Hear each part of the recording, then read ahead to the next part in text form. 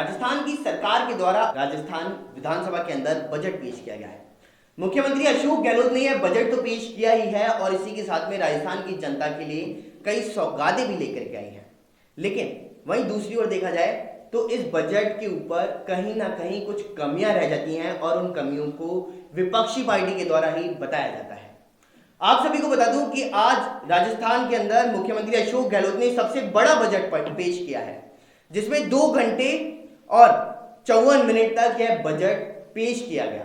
तो वहीं अगर हम बातचीत करें तो पिछले साल के मुकाबले में 10 मिनट तक यह बजट ज्यादा पड़ा गया है और इसके अंदर कई ऐसी सुविधाएं राजस्थान की जनता को दी गई हैं जिसमें राजस्थान की जनता के लिए लाभ मिलता हुआ नजर आएगा, जिसमें मुख्यमंत्री चिरंजीवी योजना भी है।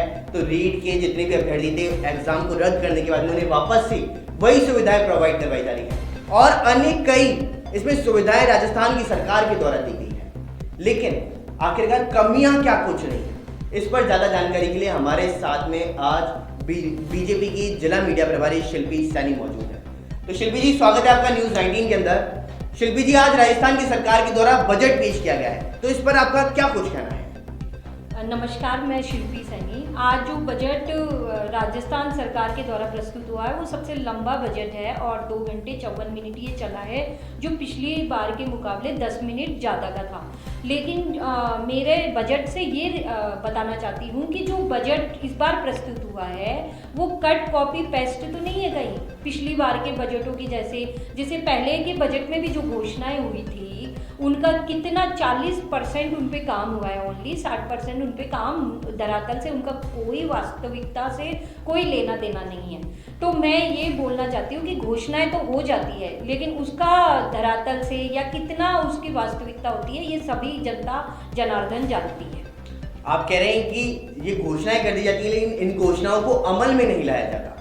बात करें तो आज ये जो घोषणाएं की गई हैं, इन घोषणाओं के अंदर मुख्य घोषणा तो चिरंजीवी योजना है और इसी के साथ में रीट अभ्यर्थियों के लिए वापस से ये जो पेपर करवाए जा रहे हैं उसकी घोषणा है और साथ ही इसमें बिजली के ऊपर एक बड़ी घोषणा की गई है।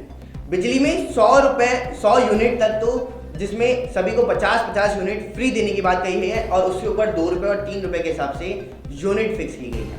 तो एक तरह से देखा जाए तो सरकार ने तो अच्छे काम राजस्थान की जनता के लिए किए हैं।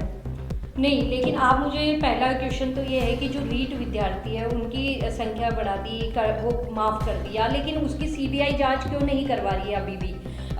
सरकार को क्यों डर है? जब मैं बोल रही हूँ उनको कठोर से कठोर सज़ा क्यों नहीं दी जा रही है? अगर बच्चों के भविष्य के साथ किसी ने खिलवाड़ किया है तो उसकी सीबीआई जांच हो, उनको कठोर से कठोर सज़ा मिले जिन अपराधियों को, तो ऐसा क्यों नहीं किया गया है? कोई प्रावधान नहीं आया है।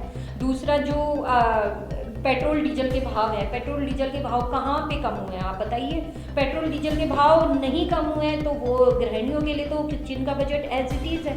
उनके बजट जो किचन का बजट, अगर पेट्रोल डीजल के भाव बड़े रहते हैं तो जो सब्जियों के भाव है वो भी बढ़ेंगे, फल फ्रूट के भाव है वो भी बढ़ेंगे। तो जो गृहिणी है उसको कोई भी लाभ इस बजट में नहीं मिल पाया है।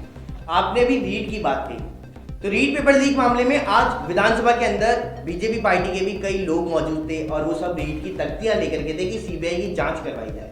उनकी आप सभी की यही मांग है कि सीबीआई की जांच करवाई जाए, लेकिन गहलोत सरकार का ये कहना है कि एसओजी ने ऐसा क्या कुछ नहीं किया कि सीबीआई को जांच सौंपी जाए। एसओजी ने तो प्रॉपर तरीके से जांच पड़ताल करी है, आरोपियों को पकड़ने में भी कामयाबी हासिल की है। तो आखिरकार आप लोगों की ये मांगे क्यों रखी जाए कि सीबीआई को सौंपी जाए इसकी जांच?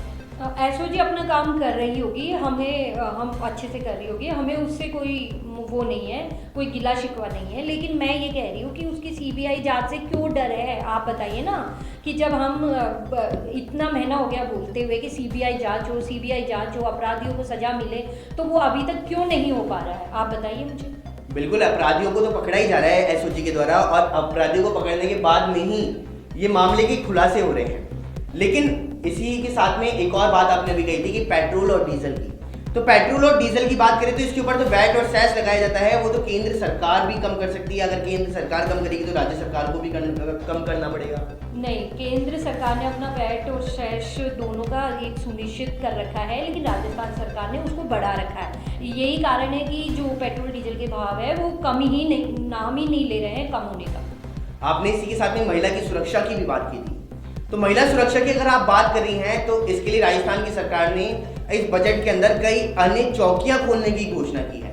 तो आपको क्या लगता है उससे महिला की सुरक्षा बढ़ जाएगी या नहीं बढ़ेगी? नहीं, मुझे ऐसा कुछ लग नहीं रहा है। ये मुझे, मैं बताऊं तो कट कॉपी पेस्ट ही लग रहा है।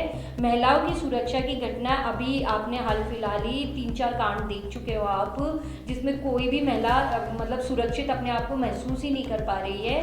महिला पहले अभी सुरक्षित नहीं थी और अब आगे भी मुझे नहीं लगता इस बजट से कोई सुरक्षा का उनको मिल सकता है कुछ भी फायदा। ये तो आपका कहना है, लेकिन राजस्थान की सरकार जो मुख्यमंत्री अशोक गहलोत हैं उनके द्वारा तो सराहनीय कदम उठाए जा रहे हैं। अब अपराधियों में उनका खौफ नहीं है तो इसमें सरकार का क्या कुछ?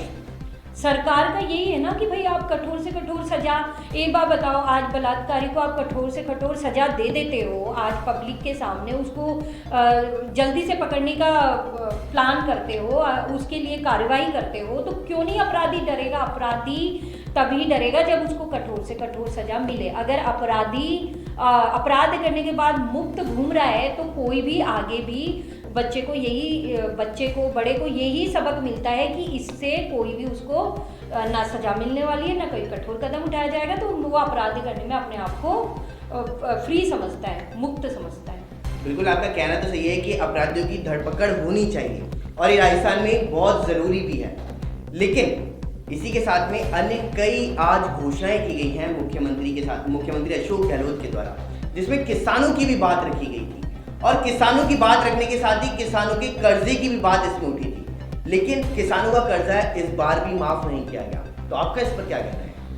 ये 4 दिन पहले की घटना है। भीलवाड़ा में किसान ने आत्महत्या कर ली और ऐसे आत्महत्याएं अभी बहुत हाल फिलहाल में बहुत हुई है।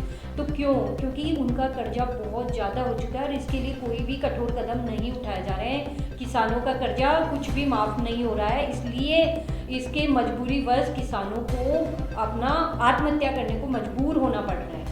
बिल्कुल, आपका कहना सही है, किसानों को आत्महत्या करनी पड़ी और ताज़ा मामला भीलवाड़ा से सामने भी आया था। लेकिन देखा जाए तो जब राहुल गांधी जयपुर के अंदर आए थे तो राहुल गांधी ने इस पर कहा था कि किसानों का कर्जा माफ कर दिया जाएगा और वह अभी तक नहीं हुआ है। उसके बाद में कई बजट निकल चुके हैं और कई बजटों के अंदर किसानों को बिल्कुल भी ध्यान नहीं दिया गया है।